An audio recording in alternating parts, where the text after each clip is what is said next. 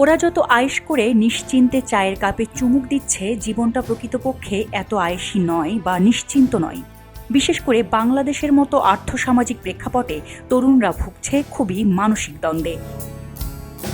পড়াশোনার system, job insecurity, সামাজিক অবস্থান, জাজমেন্ট এসব কিছু তরুণদের দিন দিন করে তুলছে বিষাদগ্রস্ত। দেশের উল্লেখযোগ্য তরুণ বর্তমানে বিদেশমুখী। তরুণদের আড্ডা তো বটেই, আত্মীয় স্বজন বন্ধুদের সাধারণ আলোচনায়ও উঠে আসে কে IELTS দিয়েছে, ফুল স্কলারশিপ পেতে কত স্কোর লাগবে, কার ক্লাস কবে শুরু, ইউরোপ ভালো হবে নাকি আমেরিকা নাকি অস্ট্রেলিয়া বা কানাডা। চারদিকে কেবল এই আলাপই চলছে। দেশের মেধাবী ও উচ্চাকাঙ্ক্ষী ছেলেমেয়েরা বিদেশে পাড়ি জমাতে হন্য হয়ে চেষ্টা করছেন। পড়াশোনা শেষে দেশে ফিরে আসবেন কি আসবেন না নেই তার সদুত্তর।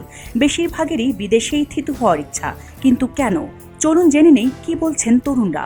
বাংলাদেশের যে লাইফস্টাইল, আমি খুব একটা ভালো চাকরি করলেও আমি যে আবাসন সমস্যা, বিভিন্ন ধরনের আবাসন, আমার যে লাইফস্টাইল যদি বলি, একটা মিনিমাম স্ট্যান্ডার্ড ম্যাক্সিমামটা যদি আমি ভাবি, একটা সর্বোচ্চ লিমিট পর্যন্ত, ওটাও কিন্তু আমার মনে হয় না যে খুব একটা ভালো লাইফ লিড করতে পারবো আমি।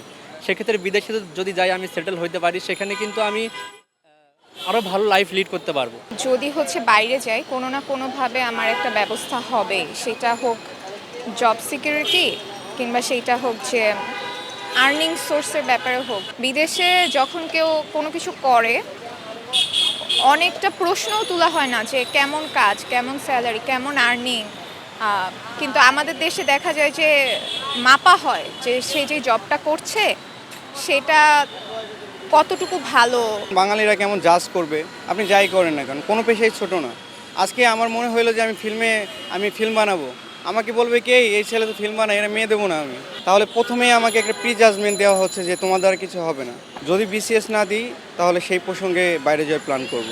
আমি অ্যাকচুয়ালি কনফিউজ যে আমি বাইরে যাব নাকি আমি দেশে থাকবো। যেসব স্টুডেন্টরা আমরা রিসার্চে ইন্টারেস্টেড, তারা ম্যাক্সিমাম সবাই বাইরে যেতে চায়, যেটা আমাদের দেশে রিসার্চের প্রিফারেন্স খুবই কম দেওয়া হয়। কারণ আমাদের দেশে শুধুমাত্র সরকারি চাকরি, ব্যাংকে চাকরি, BCS এই জিনিসগুলোকে অনেক বেশি মূল্যায়ন করা হয়।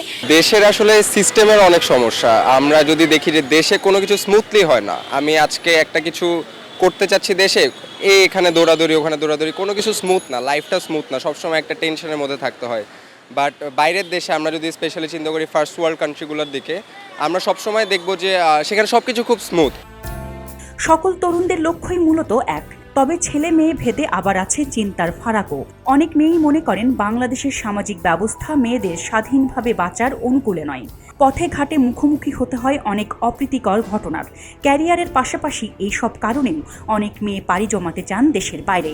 আমাদের তো সমাজে প্রত্যেক ক্ষেত্রে বাধা, এবং আরেকটা জিনিস হচ্ছে অনেক সময় আমরা বলতে বলতে এখন কিন্তু আমরা একটা কথা বলি যে আমরা আর বিরক্ত, এমনও না যে আমরা খুব দুঃখে আছি। অনেক সময় আমাদের ইস্যুগুলো বুঝাই হয় না, একদমই নেগলেক্ট করা হয়। তো বাইরে মনে হয় যে অন্তত আমার পোশাকের ক্ষেত্রে, আমার চলাফেরার ক্ষেত্রে বা আমি কি করছি প্রতিনিয়ত প্রত্যেকটা মুহূর্তে আমাকে জাজ করা হবে না। কখনো এমন হয়েছে যে ওর না পড়েও সেফ ফিল করছি না, তো যে এইসব দিক থেকে বুলি হচ্ছি, এইসব চিন্তাভাবনা করে মনে হচ্ছে যে বাইরের দেশে তো কেউ কারোর দিকে তাকাচ্ছে না, বা তারা তাদের নিজেদের কাজ নিয়ে ব্যস্ত, বিজি থাকে সবসময়, বিজি ওয়ার্ল্ডে। আমি আমার ফ্রিডমটাকে কাজে লাগানোর জন্য বাইরে যাব, এই পার্সপেক্টিভটা আমার আসেনি, আমার শুধু একাডেমিক পার্সপেক্টিভটাই ছিল। মেধাবী তরুণরা দেশের সম্পদ, কিন্তু এভাবে তরুণদের গণহারে দেশ ত্যাগ মোটেই কোনো শুভ লক্ষণ নয়।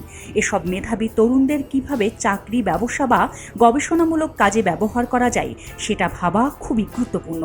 যদি মেধাবীরা সবাই দেশ ছাড়ে, তাহলে দেশকে পরিচালনার দায়িত্ব কে নেবে, বা দেশটাকে কারা এগিয়ে নেবে, ভবিষ্যতে কারা নেতৃত্ব দেবে?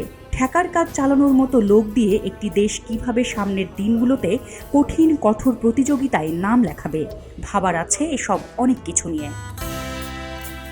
চন্দনা বিশ্বাস, খবরের কাগজ। এলো মুক্ত চিন্তার স্বাধীন দৈনিক খবরের কাগজ। এখন খবর হবে নিখাত, নির্ভীক, নিরপেক্ষ।